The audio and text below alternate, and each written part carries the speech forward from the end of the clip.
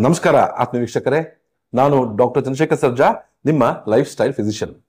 ವೀಕ್ಷಕರೇ, ಈ ಪ್ರಪಂಚದಲ್ಲಿ 6500 ತರ ಸಸ್ತನಿಗಳು ಅಂದ್ರೆ ಮ್ಯಾಮಲ್ಸ್ ಇದಾವೆ. ಆ ಇಷ್ಟು ಮ್ಯಾಮಲ್ಸ್ಗಳಲ್ಲಿ ಸಸ್ತನಿಗಳಲ್ಲಿ ಅತಿ ಹೆಚ್ಚು ಆಸಿಡಿಕ್ ಆಗಿರುವಂತ ಒಂದು ಹೊಟ್ಟೆ ಅಂತ ಹೇಳಿದ್ರೆ ನಮ್ಮ ಮನುಷ್ಯನ ಹೊಟ್ಟೆ. ಯಾಕೆ ಅನ್ನುವಂಥ ಕ್ವಶನ್ ತಿಳ್ಕೊಂಡ್ರೆ ನಮ್ಮ ಸುಮಾರು ಜನದಲ್ಲಿ ಇರುವಂತ ಈ ಗ್ಯಾಸ್ಟ್ರೈಟಿಸ್ ಸಮಸ್ಯೆನ, ಹುಡಿತೇಗನ್ನ, ಈ ತರ ತುಂಬಾ ಇಂಡೈಜೆಷನ್ ಪ್ರಾಬ್ಲಮ್ಸ್ನ, ಜೀರ್ಣಾಂಗದ ಒಂದು ತೊಂದರೆಗಳನ್ನ ನಾವು ಸರಿ ಮಾಡ್ಕೋಬಹುದು. ವೀಕ್ಷಕರೇ ನೋಡಿ, ಇತ್ತೀಚೆಗೆ ಗ್ಯಾಸ್ಟ್ರೈಟಿಸ್ ಸರ್ವೇ ಸಾಮಾನ್ಯವಾಗಿದೆ. ನಮ್ಮ ದೇಶದ ಡಿಸೀಸ್ ಬರ್ಡನ್ ನೋಡಿದ್ರೆ 80% ಜನರಲ್ಲಿ ಗ್ಯಾಸ್ಟ್ರೈಟಿಸ್ ಸಮಸ್ಯೆ ಕಂಡು ಬರ್ತಾ ಇದೆ ಅಂತ ಹೇಳ್ಬಿಟ್ಟು ಒಂದು ಇಂಟರ್ನ್ಯಾಷನಲ್ ಸರ್ವೆ ಪ್ರೂವ್ ಮಾಡಿದೆ.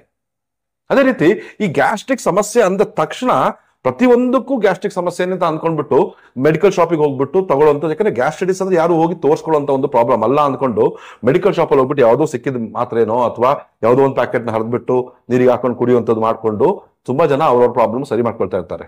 ನಾನು ಇಲ್ಲಿ ಡಿಸ್ಕಸ್ ಮಾಡಕ್ ಹೋಗ್ತಾ ಇರುವಂಥದ್ದು ಈ ಇವಾಗ ಬರುವಂತ ಈ ಗ್ಯಾಸ್ಟ್ರಿಕ್ ಸಮಸ್ಯೆ ಎಲ್ಲ ಕೆಲವರಿಗೆ ಏನಾಗಿರುತ್ತೆ ಅಂತ ಹೇಳಿದ್ರೆ ತುಂಬಾ ದೀರ್ಘಕಾಲದಿಂದ ವರ್ಷಾನುಗಟ್ಲೆಯಿಂದ ಎಲ್ಲಾ ತರ ಟೆಸ್ಟು ಮಾಡಿಸ್ಕೊಂಡಿರ್ತಾರೆ, ಡಾಕ್ಟರ್ಗಳು ಚೇಂಜ್ ಮಾಡಿರ್ತಾರೆ, ಮನೆಗದ್ದುಗಳನ್ನ ಮಾಡಿರ್ತಾರೆ, ಎಲ್ಲಾ ತರ ಮೆಡಿಸಿನ್ಸ್ ಮಾಡಿದ್ರು ಕೂಡ ಈ ಗ್ಯಾಸ್ಟ್ರಿಕ್ ಸಮಸ್ಯೆಯಿಂದ ಹೊರಗಡೆ ಬರಲಾರ್ದರೆ ತೊಳಲಾಡ್ತಾ ಇರ್ತಾರೆ. ಈ ದೀರ್ಘಕಾಲದ ಗ್ಯಾಸ್ಟ್ರಿಕ್ ಸಮಸ್ಯೆಗಳಿಗೆ ನಿಜವಾದ ಕಾರಣ ಏನು, ಅದರ ಬುಡವನ್ನು ನಾವು ಹೇಗೆ ಕಂಡುಹಿಡ್ಕೊಂಡು ಅದನ್ನ ನಾವು ಚಿಕಿತ್ಸೆ ಹೇಗೆ ಕೊಡೋದು ಅನ್ನೋದ್ರ ಬಗ್ಗೆ ನಾವಿಲ್ಲಿ ಡಿಸ್ಕಸ್ ಮಾಡೋಣ. ಯಾಕೆ ಅಂತ ಹೇಳಿದ್ರೆ ಈ ಗ್ಯಾಸ್ಟ್ರೈಟಿಸ್ ಮೆಡಿಸಿನ್ಸ್ ನ ಕಂಪನಿಗಳು ಬಿಕಮ್ ಎ $multi-trillion ಇಂಡಸ್ಟ್ರಿ. ಪ್ರತಿಯೊಬ್ಬರು ಮನೆಯಲ್ಲೂ ಒಂದು ಗ್ಯಾಸ್ಟ್ರಿಕ್ ಮೆಡಿಸಿನ್ ಸಾಧಾರಣವಾಗಿ ಎಲ್ಲರ ಮನೆಯಲ್ಲೂ ಕಂಡು ಬರುತ್ತೆ. ಸಾವಿಲ್ಲದ ಮನೆಯ ಸಾಸಿವೆ ಕಾರಣ ತಗೊಂಬ ಅಂತ ಯಾವಾಗ ಈ ಬುದ್ಧ ಹೇಳಿದ, ಅದೇ ರೀತಿ ಗ್ಯಾಸ್ಟ್ರಿಕ್ ಮೆಡಿಸಿನ್ ಇಲ್ಲದಂತ ಮನೆ ಹುಡ್ಕೊಂಬ ಅಂತ ಹೇಳ್ದಂಗೆ ಆಗಿದೆ. ಇವಾಗ ಪ್ರತಿಯೊಬ್ಬರ ಮನೆಯಲ್ಲೂ ಒಂದು ಗ್ಯಾಸ್ಟ್ರಿಕ್ ಮೆಡಿಸಿನ್ ಇದ್ದೇ ಇರುತ್ತೆ. ನಾನು ಮುಂಚೆನೆ ಹೇಳ್ದಂಗೆ ಈಗ ಒಂದು 6500 ಸಸ್ತನಿಗಳು ಅಂತ ಹೇಳಿದ್ನಲ್ಲ, ಅದ್ರಲ್ಲಿ ನಾವು 3 ವಿಭಾಗಗಳಾಗಿ ವಿಂಗಡಣೆ ಮಾಡ್ಬೋದು. ಅದ್ರಲ್ಲಿ ಮೊದಲನೇದು ಸಸ್ಯಾಹಾರಿಗಳು, ಕೇವಲ ಹುಲ್ಲು ಮತ್ತು ಸಸ್ಯಾಹಾರ ಅಂದ್ಕೊಂಡು ಆನೆ ಇರ್ಬೋದು, ಹಸು ಇರ್ಬೋದು, ಈ ಮೊಲ ಇರ್ಬೋದು, ಅಥವಾ ಈ ಜಿಂಕೆ ಇರ್ಬೋದು, ಇಂಥವೆಲ್ಲ ಈ ಸಸ್ಯಾಹಾರಿ ಗ್ರೂಪ್ ಅಲ್ಲಿ ಸೇರುವಂತ ಮ್ಯಾಮಲ್ಸ್. ಇದರ ಒಂದು ಡೈಜೆಸ್ಟಿವ್ ಅಂದ್ರೆ ನಮ್ಮ ಹೊಟ್ಟೆಯ ಒಂದು pH ಅಂದ್ರೆ ಎಷ್ಟು ಅಸಿಡಿಟಿ ಅಂತ ನಾವು ಚೆಕ್ ಮಾಡೋದು pH ನಿಂದ. ಈ pH 4 ರಿಂದ 5 ಇರುತ್ತೆ. So higher the pH lower the acid levels ಅಂತ ಹೇಳ್ಬಿಟ್ಟು.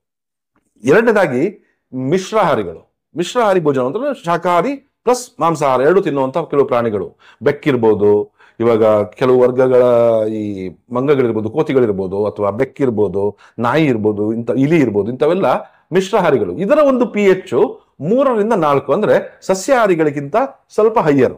ಇನ್ನು ಕೆಲವು ಅಂತ ಹೇಳಿದ್ರೆ ಮಾಂಸಾಹಾರಿ ಪ್ರಾಣಿಗಳು, ಹುಲಿ, ಸಿಂಹ, ಚಿರತೆ, ಇಂಥವೆಲ್ಲ ಕಂಪ್ಲೀಟ್ಲಿ ನಾನ್ ವೆಜ್ ತಿನ್ನುವಂಥವು. ಅದರ ಒಂದು ಹೊಟ್ಟೆಯ pH 2 ರಿಂದ 3 ಸ್ವಲ್ಪ ಜಾಸ್ತಿ ಅಸಿಡಿಕ್ ಆಗುತ್ತೆ. ಆದ್ರೆ ಮಾನವನ ಹೊಟ್ಟೆಯ pH 1.5. ನನಗೆಲ್ಲಕ್ಕಿಂತ ಆಶ್ಚರ್ಯ ಪಡುವಂತ ವಿಷಯ ಏನು ಅಂತ ಹೇಳಿದ್ರೆ, ಈ ಮಾಂಸಾಹಾರಿಗಳಿಗಿಂತ ಜಾಸ್ತಿ ಅಸಿಡಿಟಿ ನಮ್ಮ ಹೊಟ್ಟೆ ಯಾಕಿದೆ ನೋಡಿ. ಆಸಿಡ್ ಯಾಕೆ ಉತ್ಪಾದನೆ ಆಗಬೇಕು ನಮ್ಮ ಮನುಷ್ಯನ ದೇಹದಲ್ಲಿ ಅಂತ ಹೇಳಿದ್ರೆ, ನಾವು ತಿನ್ನಂತ ಆಹಾರದಲ್ಲಿ ತುಂಬಾ ಬ್ಯಾಕ್ಟೀರಿಯಾಸ್ಗಳು ಇರ್ತವೆ, ಅದು ಸ್ಟೆರಿಲೈಸ್ ಮಾಡಬೇಕು. ಒಂಥರ ಏನ್ ನಾವು ಇವಾಗ ಸ್ಟೆರಿಲೈಸ್ ಮಾಡಿ ಆಂಟಿಸೆಪ್ಟಿಕ್ ಹಾಕಿ ಮಾಡ್ತೀವೋ ಆ ರೀತಿ ಸ್ಟೆರಿಲೈಸ್ ಆಗ್ಲಿಕ್ಕೆ ಆಸಿಡ್ ಬೇಕು ಒಂದು. ಎರಡನೇದು, ಒಳ್ಳೆ ಪ್ರೋಟೀನು ಮತ್ತು ಒಳ್ಳೆ ಕೊಬ್ಬಿನ ಅಂಶ ಜೀರ್ಣ ಆಗ್ಬೇಕು ಅಂತ ಹೇಳಿದ್ರೆ ಈ ಆಸಿಡ್ ಬೇಕು. ಆದ್ರೆ ಈ ಮಾಂಸಾಹಾರಿಗಳಿಗಿಂತಲೂ ಜಾಸ್ತಿ ಯಾಕೆ ಬೇಕು ನಮ್ಮ ಮನುಷ್ಯನ ದೇಹದಲ್ಲಿ? ಅದು ಲೈಕ್ ಹೈನಾ, ಇದು ಗಿಡಗಳು ಇರ್ತಾವಲ್ಲ, ಹೈನಾ, ವಲ್ಚರ್ಸ್ ಏನಿರ್ತೀವ, ಈ ಸ್ಕೆವೆಂಜರ್ ಕ್ಯಾಟಗರಿ, ಆ ಕ್ಯಾಟಗರಿಯಷ್ಟು ಡೀಪ್ ಆಗಿ ಜಾಸ್ತಿ ನಮ್ಮ ಹೊಟ್ಟೆ ಯಾಕೆ ಅಸಿಡಿಟಿಕ್ ಆಗಿದೆ?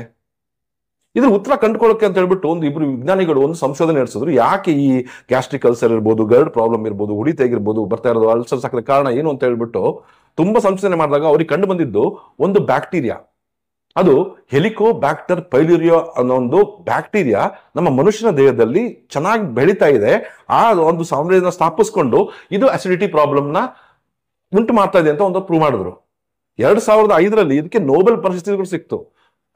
ಮುಂಚೆ ಸ್ಟಾರ್ಟಿಂಗ್ ಸ್ಟೇಜಸ್ ಅಲ್ಲಿ ಈ ಮನುಷ್ಯನ ಯಾರು ನಂಬ್ತಾ ಇರಲಿಲ್ಲ, ಅದು ಹೆಂಗೆ ಒಂದು ಬ್ಯಾಕ್ಟೀರಿಯಾ ಆಸಿಡ್ ನ ಪ್ರೊಡ್ಯೂಸ್ ಮಾಡುತ್ತೆ ಅಂತ ಹೇಳ್ಬಿಟ್ಟು ನೋಡಿದಾಗ ಯಾರು ನಂಬ್ತಾ ಇಲ್ಲದಾಗ ಈ ಒಬ್ಬ ವಿಜ್ಞಾನಿ ಬ್ಯಾರಿ ಮಾರ್ಷಲ್ ಅಂತ ವಿಜ್ಞಾನಿ ಈ ಹೆಲಿಕೋಬ್ಯಾಕ್ಟರ್ ಪೈಲೋರಿಯಾ ಲೈವ್ ಸ್ಟ್ರೈನ್ಸ್ ನ ತಾನೇ ಕುಡಿದ್ಬಿಟ್ಟು 1 ತಿಂಗಳಾದ ನಂತರ ಅವನಿಗೆ ಗ್ಯಾಸ್ಟ್ರಿಕ್ ಅಲ್ಸರ್ಸ್ ಫಾರ್ಮೇಶನ್ ಆಯ್ತು. ಆಮೇಲೆ ಅವನನ್ನ ರಿಸರ್ಚ್ಗೆ ಒಳಪಡಿಸಿ ನೋಡಿದಾಗ ಹೌದು, ಇದು ಈ ಬ್ಯಾಕ್ಟೀರಿಯಾದಿಂದಾನೇ ಈ ಅಲ್ಸರ್ ಫಾರ್ಮೇಶನ್ ಆಗ್ತಾ ಇರೋದು, ಗ್ಯಾಸ್ಟ್ರೈಟಿಸ್ ಆಗ್ತಾ ಇರೋದು ಕಂಡು ಬಂತು. ನಂತರ ಇವನಿಗೆ 2005ರಲ್ಲಿ ನೋಬೆಲ್ ಬಹುಮಾನ ಕೊಟ್ಟು ಪುರಸ್ಕರಿಸಲಾಯಿತು. ಈ ಒಂದು ಸೈಂಟಿಫಿಕ್ ಎವ್ಯಾಲ್ಯೂಯೇಷನ್ ರಿವಿಲೇಷನ್ ಬಂದ ನಂತರ ನನ್ನ ಈ ಫಂಕ್ಷನಲ್ ಗ್ಯಾಸ್ಟ್ರೋ ಮೆಡಿಸಿನ್ ಜರ್ನಿ ಪ್ರಾರಂಭ ಆಯಿತು ಅಂತ ಹೇಳ್ಬೋದು. ನಾನು ಈ ಫಂಕ್ಷನಲ್ ಗ್ಯಾಸ್ಟ್ರೋ ಮೆಡಿಸಿನ್ಸ್ ನ ಸುಮಾರು ಒಂದು 20 ವರ್ಷದಿಂದ ಪ್ರಾಕ್ಟೀಸ್ ಮಾಡ್ತಾ ಇದ್ದೀನಿ. ಇದರಲ್ಲಿ ಸುಮಾರು ಈ ಗ್ಯಾಸ್ಟ್ರೈಟಿಸ್ ನ ಒಂದು ಬೇರೆ ಬೇರೆ ಆಳಕ್ಕೆ ಡೀಪ್ ಆಗಿ ಇಟ್ಕೊಂಡು ಈ ಗಟ್ ಹೆಲ್ತ್, ನಮ್ಮ ಗಟ್ ಮೈಟೋ ಬ್ಯಾಕ್ಟೀರಿಯಾಗಳು ಹೆಂಗೆ ನಮ್ಮ ದೇಹದಲ್ಲಿ ನಮ್ಮ ಜೀರ್ಣಾಂಗ ವ್ಯವಸ್ಥೆಯಲ್ಲಿ ಕೆಲಸ ಮಾಡ್ತಾ ಕಂಡುಕೊಂಡು ಬಂದಾಗ ತುಂಬಾ ರೋಚಕ ಸಂಗತಿಗಳು ನನಗೆ ಒಂದೊಂದಾಗಿ ರಿವೀಲ್ ಆಗಕ್ಕೆ ಸ್ಟಾರ್ಟ್ ಆಯ್ತು. ಸಮಯ ಸಿಕ್ಕಿದ್ರೆ ಈ H. pylori ಅಂಡ್ ಗ್ಯಾಸ್ಟ್ರೈಟಿಸ್ ಅಥವಾ H. pylori ಅಂಡ್ GERD, ಯಾಕೆ H. pylori and migraine, H. pylori and gastric ulcer ಅಥವಾ H. pylori and gastric carcinoma, ಇದನ್ನು ನೀವು ಗೂಗಲ್ ಮಾಡಿ ನೋಡಿದ್ರೆ ನಿಮಗೆ ಡೀಟೇಲ್ಡ್ ಆಗಿ ಸಾವಿರಾರು ಸೈಂಟಿಫಿಕ್ ಸ್ಟಡಿಗಳು H. pylori ಬ್ಯಾಕ್ಟೀರಿಯಾಗಳ ಬಗ್ಗೆ ಬರುತ್ತೆ. ನೋಡಿ, ಕೇವಲ ಗ್ಯಾಸ್ಟ್ರೈಟಿಸ್ ಒಂದೇ ಅಲ್ಲ, ಹೈಪೋ ಅಸಿಡಿಟಿ ಇರ್ಬೋದು, ಹೈಪರ್ ಅಸಿಡಿಟಿ ಇರ್ಬೋದು. ನೋಡಿ, 50% ಕೇಸಸ್ ಅಲ್ಲಿ ತುಂಬಾ ಜನ ಕನ್ಫ್ಯೂಸ್ ಆಗಿರ್ತಾರೆ. ಎಲ್ಲದಕ್ಕೂ ಒಂದೇ ಮಾತ್ರೆಯನ್ನು ತಗೊಳ್ತಾ ಇರ್ತೀರಾ. ಹೈಪೋ ಅಸಿಡಿಟಿನೇ ಬೇರೆ, ಹೈಪರ್ ಅಸಿಡಿಟಿನೇ ಬೇರೆ. ಆದ್ರೆ ಎರಡನ್ನೂ ಕಾಸ್ ಮಾಡುವಂಥದ್ದು ಇದೇ ಬ್ಯಾಕ್ಟೀರಿಯಾ. ನಮ್ಮ ಹೊಟ್ಟೆ ಅಂತ ಹೇಳಿದ್ರೆ, ನಮ್ಮ ಹೊಟ್ಟೆನಲ್ಲಿ ಕೆಲವು ಸಪರೇಟ್ ಏರಿಯಾಗಳಿರ್ತವೆ. ಕೆಲವು ಫಂಡಸ್ ಅಂತ ಹೇಳ್ತೀವಿ, ಕೆಲವು ಆಂಟ್ರಮ್ ಅಂತ ಹೇಳ್ತೀವಿ. ಅಂದ್ರೆ ಕೆಳಭಾಗದಲ್ಲಿ, ಈಗ ಕೆಳಭಾಗದಲ್ಲಿ ಏನಾದರೂ ಈ H. pylori ಬ್ಯಾಕ್ಟೀರಿಯಾಗಳು ಬಂದು ಸೇರ್ಕೊಂಡ ಅಂತ ಹೇಳಿದ್ರೆ ಅವರಿಗೆ ಹೈಪರ್ ಅಸಿಡಿಟಿ ಆಗುತ್ತೆ. ಅದೇ ಮೇಲ್ಭಾಗದಲ್ಲಿ ಏನಾದ್ರು ಇದಾಯ್ತು ಅಂತ ಹೇಳಿದ್ರೆ ಅದು ಹೈಪೋಸಿಟಿ, ಅಂದ್ರೆ ಆಸಿಡ್ ನ ಪ್ರೊಡಕ್ಷನ್ ಕಡಿಮೆ ಆಗೋದು. ಸೊ ಆಸಿಡ್ ಪ್ರೊಡಕ್ಷನ್ ಕಡಿಮೆ ಆದಾಗಲೂ ಕೆಲವು ಸಿಂಪ್ಟಮ್ಸ್ ಇರುತ್ತೆ, ಆಸಿಡ್ ಪ್ರೊಡಕ್ಷನ್ ಜಾಸ್ತಿ ಆದಾಗಲೂ ಕೆಲವು ಸಿಂಪ್ಟಮ್ಸ್ ಇರುತ್ತೆ. ಆದ್ರೆ ನೀವು ಗ್ಯಾಸ್ ಟ್ರಬಲ್ ಅಂತ ಒಂದು ಹೆಸರನ್ನು ಕೊಟ್ಬಿಟ್ಟು ಅದಕ್ಕೆ ಒಂದೇ ಮೆಡಿಸಿನ್ ಅಂತ ಅದನ್ನೇ ತಗೊಳ್ತಾ ಇರ್ತಾರಲ್ಲ, ಅದು ದೊಡ್ಡ ತಪ್ಪು.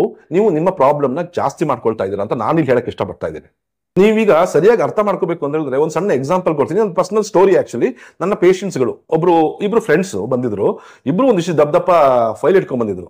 ಇಬ್ಬರಿಗೂ ಗ್ಯಾಸ್ಟ್ರಿಕ್ ಪ್ರಾಬ್ಲಮ್ ಅಂತ ಹೇಳ್ಬಿಟ್ಟು, ನಿಮಗೇನ್ ಕೇಳಿದ್ರು ಇಬ್ಬರಿಗೂ ಗ್ಯಾಸ್ಟ್ರಿಕ್, ಸೇಮ್ ಒಂದೇ ವಯಸ್ಸಿನವರು.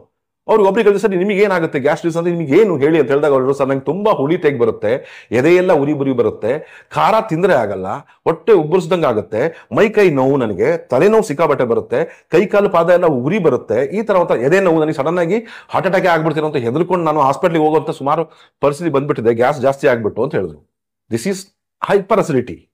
ಅದು ಇನ್ನೊಬ್ಬರಿಗೆ ಕೇಳಿದಾಗ ಸ್ವಲ್ಪ ವಿಚಿತ್ರ ಸಿಂಪ್ಟಮ್ಸ್. ಅವ್ರು ಆದ್ರೆ ಎಬ್ರು ರಿಪೋರ್ಟ್ ಅಲ್ಲೂ ಕೂಡ H. pylori ಪಾಸಿಟಿವ್ ಬಂದಿದೆ. ಆದ್ರೆ ಇನ್ನೊಬ್ಬರಲ್ಲಿ ಹೆಂಗಿತ್ತು ಸಿಂಪ್ಟಮ್ ಹೇಳಿದ್ರೆ, ಸರ್ ನನಗೆ ಜೀರ್ಣನೇ ಆಗಲ್ಲ, ಹೊಟ್ಟೆನೇ ಹಸಿಯಲ್ಲ, ಕೂದಲು ಉದುರ್ತಾ ಇದೆ, ವೆಯ್ಟ್ ಕಡಿಮೆ ಆಗ್ತಾ ಇದೆ, ಏನಾದ್ರು ತಿಂದ್ರೆ ಹೊಟ್ಟೆ ಎದೆಯಲ್ಲಿ ಹಿಂಗೆ ಕಟ್ಕೊಂಡಂಗಿದೇನೋ ಹಂಗೆ ಅಂತ ಅನಿಸ್ತಾ ಇರುತ್ತೆ, ನನಗೆ ಮೋಷನ್ ಸರಿಯಾಗಿ ಆಗದೇ ಇಲ್ಲ, ಏನಾದ್ರು ಸ್ವಲ್ಪ ಹಾರ್ಡ್ ಆಗಿರೋ ಫುಡ್ ಬಂದ್ರೆ ಜೀರ್ಣನೇ ಆಗಲ್ಲ, ಇಡೀ ದಿನ ನನಗೆ ಹೊಟ್ಟೆಲ್ಲೇ ಕಟ್ಕೊಂಡಂಗಾಗುತ್ತೆ, ಊಟನೇ ಸೇರಲ್ಲ. ಸೊ ಇಬ್ಬರಿಗೂ ಮೆಡಿಸಿನ್ಸ್ ನಾವು ಸೇಮ್ ಕೊಡಕ್ಕಾಗುತ್ತಾ? ಸೊ ನೋಡಿ, ಕಾಸೇಟಿವ್ ಆರ್ಗನ್ಸ್ ಆರ್ ಸೇಮ್ ಅಂತ ಹೇಳಿದ್ರೆ, ನೀವು ಆರ್ಗಾನಿಸಮ್ ಇಸ್ ಸೇಮ್ ಅಂತ ಹೇಳಿದ್ರೆ, H. pylori ಬ್ಯಾಕ್ಟೀರಿಯಾ ಈ ಮೊದಲನೇ ಮನುಷ್ಯನಲ್ಲಿ ತಳಭಾಗದಲ್ಲಿ H. pylori ಇನ್ಫೆಕ್ಷನ್ ಇರುತ್ತೆ. ಆದ್ರೆ ಎರಡನೇ ಕೇಸ್ನಲ್ಲಿ ಏನಾಯ್ತು ಅಂದ್ರೆ ಮೇಲ್ಭಾಗದಲ್ಲಿ H. pylori ಇನ್ಫೆಕ್ಷನ್ ಇರುತ್ತೆ. ಸೊ ಹಾಗಾಗಿ ಹೈಪರ್ ಅಸಿಡಿಟಿ ಅಂಡ್ ಹೈಪೋಸಿಟಿ, ಫಸ್ಟ್ ನೀವು ತಿಳ್ಕೊಳ್ಬೇಕಾಗಿರೋದು ಅಂತ ಹೇಳಿದ್ರೆ, ನಿಮಗೆ ಇರೋದು ಹೈಪರ್ ಅಸಿಡಿಟಿನೋ ಅಥವಾ ಹೈಪೋ ಅಸಿಡಿಟಿನೋ ಅಂತ ಫಸ್ಟ್ ನೀವು ಪರೀಕ್ಷೆ ಮಾಡಿ ತಿಳ್ಕೊಬೇಕು. ಸರ್ ಹೇಗೆ ಸರ್ ಪರೀಕ್ಷೆ ಮಾಡ್ಕೊಳ್ಳೋದು? There is simple test called apple cider vinegar test. ಈ ಒಂದು ಟೆಸ್ಟ್ ನ ಮಾಡ್ಕೊಂಡು ನಿಮಗೆ ಇರುವಂತದ್ದು ಪ್ರಾಬ್ಲಮ್ ಏನು ಅಂತ ಸರಿಯಾಗಿ ತಿಳ್ಕೊಂಡ್ರೆ ಟ್ರೀಟ್ಮೆಂಟ್ ಕೊಡೋದು ಸುಲಭ. ನಾನು ಈ ಒಂದು ವಿಡಿಯೋ ನಿಮಗೆ ಬರೀ ನಿಮಗಿರೋ ಪ್ರಾಬ್ಲಮ್ ಹೈಪರ್ ಅಸಿಡಿಟಿನೋ ಅಥವಾ ಹೈಪೋ ಅಸಿಡಿಟಿನೋ ಅಂತ ನೀವೇ ತಿಳ್ಕೊಳ್ಳಿ ಅಂತ ಮಾಡೋದು. ನೋಡಿ, ಏನ್ ಮಾಡಿ ಅಂತ ಹೇಳಿ ನಿಮಗೆ ಗೊತ್ತಾಗ್ತಿಲ್ಲ ಅಂತ ಹೇಳಿದ್ರೆ, ನೀವು 1 ಟೀ ಸ್ಪೂನ್ ಅಷ್ಟು ಆಪಲ್ ಸಿಡರ್ ವಿನೆಗಾರ್ನ ಎಲ್ಲ ಮಾಲ್ಗಳಲ್ಲಿ, ಸೂಪರ್ ಮಾರ್ಕೆಟ್ಗಳಲ್ಲಿ ಎಲ್ಲ ಕಡೆ ಒಳ್ಳೊಳ್ಳೆ ದೊಡ್ಡ ಅಂಗಡಿಗಳು ಸಿಗುತ್ತೆ, ಅದನ್ನ ತಂದ್ಕೊಳ್ಳಿ. ಒಂದು 5 ml ಅಷ್ಟು, 1 ಟೀ ಸ್ಪೂನ್ ಅಷ್ಟು, 1 ಗ್ಲಾಸ್ ನೀರಿಗೆ, ಒಂದು 150 ರಿಂದ 200 ml ನೀರಿಗೆ ಅದನ್ನ ಹಾಕ್ಬಿಟ್ಟು ಊಟಕ್ಕಿಂತ ಅರ್ಧ ಗಂಟೆ ಮುಂಚೆ ಅದನ್ನ ಕುಡಿದು ನಂತರ ಅರ್ಧ ಗಂಟೆ ಬಿಟ್ಬಿಟ್ಟು ಊಟ ಮಾಡಿ. ನೋಡಿ, ಈಗ ಹೈಪರ್ ಅಸಿಡಿಟಿ ಇದ್ದವ್ರಲ್ಲಿ ಎಲ್ಲ ಸಿಂಪ್ಟಮ್ಸ್ ಜಾಸ್ತಿ ಆಗುತ್ತೆ, ಆಸಿಡ್ ಪ್ರೊಡಕ್ಷನ್ ಜಾಸ್ತಿ ಆಗುತ್ತೆ. ಅವಾಗ ಏನಾಗುತ್ತೆ, ನೋಡಿ, ಹುಳಿ ತೇಗಾಗಿರ್ಬೋದು ಅಥವಾ ಬೆಲ್ಚಿಂಗ್ ಇರ್ಬೋದು ಅಥವಾ ಖಾರ ಅನ್ಸೋದಿರ್ಬೋದು, ಎದೆ ಉರಿ ಬರುವಂತ ಇರ್ಬೋದು, ಜಾಸ್ತಿ ಆಗುತ್ತೆ. ಅದೇ ಹೈಪೋ ಅಸಿಡಿಟಿ ಇದ್ದವರಲ್ಲಿ ಅವ್ರಿಗೆ ಊಟ ಚೆನ್ನಾಗಿ ಸೇರುತ್ತೆ, ಅವ್ರಿಗೆ ಡೈಜೆಷನ್ ಚೆನ್ನಾಗುತ್ತೆ, ಅವ್ರಿಗೆ ಮೋಷನ್ ಚೆನ್ನಾಗುತ್ತೆ, ಅವ್ರಿಗೆ ಸ್ವಲ್ಪ ರಿಲೀಫ್ ಅನ್ನೋಕೆ ಶುರು ಆಗುತ್ತೆ. ಸೊ ಹಾಗಾಗಿ hypo acidity and hyper acidity ಎರಡಕ್ಕೂ ಡಿಫ್ರೆನ್ಷಿಯೇಟ್ ಮಾಡಲಿಕ್ಕೆ this one of the best test. ಹಾಗಾಗಿ ನೀವು ಫಸ್ಟ್ ಇದನ್ನ ಟೆಸ್ಟ್ ಮಾಡ್ಕೊಳ್ಳಿ. ಮತ್ತೆ ಈ H. pylori ಬಗ್ಗೆ ಇನ್ನೂ ತುಂಬಾ ಒಂದು ರೋಚಕ ಸಂಗತಿಗಳಿದೆ, ಅದರ ಬಗ್ಗೆ ಡೀಪ್ ಆಗಿ ಎಕ್ಸ್ಪ್ಲೇನ್ ಮಾಡ್ಬೇಕು ನಾನು. ಜೊತೆಗೆ ಈ ಹೈಪರ್ ಅಸಿಡಿಟಿನ ಹೇಗೆ ನಮ್ಮ ಅಥವಾ ಹೈಪೋಸಿಟಿನ ಹೆಂಗೆ ಕ್ಯೂರ್ ಮಾಡ್ಕೋಬೇಕು, H. pyloriನ ಹೆಂಗೆ ನಮ್ಮ ದೇಹದಿಂದ ತೆಗೆದು ಹೊರಗಡೆ ಬಿಸಾಕಬೇಕು ಅಂತ. ನೋಡಿ, H. pylori ಅನ್ನೋ ಬ್ಯಾಕ್ಟೀರಿಯಾ ಫಸ್ಟ್ ತೆಗೆದು ಹೊರಗಡೆ ಬಿಸಾಕ ತನಕ ನಿಮಗೆ ಹೈಪರ್ ಇರಲಿ ಹೈಪೋ ಇರಲಿ ಕ್ಯೂರ್ ಆಗಕ್ಕೆ ಸಾಧ್ಯ ಇಲ್ಲ. ನಾನು ಬರೀ ಟೆಸ್ಟ್ ಹೇಳಿದ್ದು. ಯಾಕೆಂದ್ರೆ ಹೇಗೆ ನಿಮಗೆ ಕಣ್ಣಲ್ಲಿ ಇವಾಗ ಕಸ ಬಿದ್ದಾಗ ಕಣ್ಣಲ್ಲಿ ನೀರು ಬಳಬಳ ಬರ್ತಾನೆ ಇರುತ್ತೋ, ನಿಮ್ ಕಣ್ಣಿನ ಪ್ರಾಬ್ಲಮ್ ಸಾಲ್ವ್ ಆಗಲ್ವೋ, ನೀವು ಯಾವುದೇ ಡ್ರಾಪ್ಸ್ ಹಾಕೊಳ್ಳಿ, ಮೆಡಿಸಿನ್ಸ್ ಹಾಕೊಳ್ಳಿ, ಅದು ಸರಿ ಆಗಲ್ವೋ, ಅದೇ ರೀತಿ ನಮ್ಮ ಹೊಟ್ಟೆಯ ಒಳಗಿಂದ ಯಾವತ್ತು ನೀವು ಈ ಒಂದು H. pylori ಅನ್ನೋ ಬ್ಯಾಕ್ಟೀರಿಯಾನ ಕಿತ್ತು ಬುಡ ಸಮೇತ ತೆಗೆದು ಹೊರಗಡೆ ಬಿಸಾಕಲ್ವೋ, ಅಲ್ಲಿ ತನಕ ನಿಮ್ಮ ಗ್ಯಾಸ್ಟ್ರೈಟಿಸ್ ಪ್ರಾಬ್ಲಮ್ ಸಾಲ್ವ್ ಆಗಲ್ಲ. ಹಾಗಾಗಿ ಇದ್ರ ಬಗ್ಗೆ ಇನ್ನೊಂದು ಸ್ವಲ್ಪ ಡೀಪ್ ಆಗಿ H. pylori ಬಗ್ಗೆ ಡೀಪ್ ಆಗಿ ಎಕ್ಸ್ಪ್ಲೇನ್ ಮಾಡೋಣ ಅಂತ ಈ ಸೀರೀಸ್ ನಲ್ಲಿ ಮುಂದೆ ಒಂದ್ಸಲ ನಿಮ್ಮನ್ನ ಭೇಟಿ ಮಾಡ್ತೀನಿ. ಆ ವಿಡಿಯೋ ನೀವು ನೋಡ್ಬೇಕು ಅಂತ ಹೇಳಿದ್ರೆ ಖಂಡಿತವಾಗ್ಲೂ ಇವಾಗ ನಮ್ಮ ಚಾನಲ್ನ ಸಬ್ಸ್ಕ್ರೈಬ್ ಮಾಡಿ, ಈ ಒಂದು ವಿಡಿಯೋನ ಶೇರ್ ಮಾಡಿ, ಎಲ್ಲರಿಗೂ ತಲುಪಂಗ್ ಮಾಡಿ. ಈ ಒಂದು ಫಂಕ್ಷನಲ್ ಗ್ಯಾಸ್ಟ್ರೋ ಮೆಡಿಸಿನ್ ಸೀರೀಸ್ ನಲ್ಲಿ ನಾನು IBS ಪ್ರಾಬ್ಲಮ್ ಇರ್ಬೋದು, ಇಂಡೈಜೆಷನ್ ಇರ್ಬೋದು, ಕಾನ್ಸ್ಟಿಪೇಷನ್ ಇರ್ಬೋದು, ಗಟ್ ಡಿಸ್ಬಯೋಸಿಸ್ ಇರ್ಬೋದು, ಈ ರೀತಿ ಸುಮಾರು ಹೊಟ್ಟೆಯ ತೊಂದರೆಗಳಿಗೆ ಸುಮಾರು ಜನ ನರಳ್ತಾ ಇರ್ತಾರೆ. ಈಗ IBS ಪ್ರಾಬ್ಲಮ್ನಿಗೂ ಒಂದೇ ಮೆಡಿಸಿನ್ ತಗೊಳ್ತಾ ಇರ್ತಾರೆ. ಸೊ ಇಂಥದ್ದೆಲ್ಲದ್ರ ಬಗ್ಗೆ ಡೀಟೇಲ್ ಆಗಿ ಒಂದೊಂದಾಗಿ ಅನಲೈಸ್ ಮಾಡಿಬಿಟ್ಟು ನಿಮ್ಮ ಮುಂದೆ ಇಡೋಣ ಅಂತ ಪ್ರಯತ್ನವನ್ನು ನಾನು ಪಡ್ತೀನಿ. ಈ ವಿಡಿಯೋ ಇಷ್ಟ ಆಗಿದ್ರೆ ಖಂಡಿತವಾಗ್ಲೂ ನನ್ನ ಚಾನಲ್ನ ಸಬ್ಸ್ಕ್ರೈಬ್ ಮಾಡಿ. Thank you very much.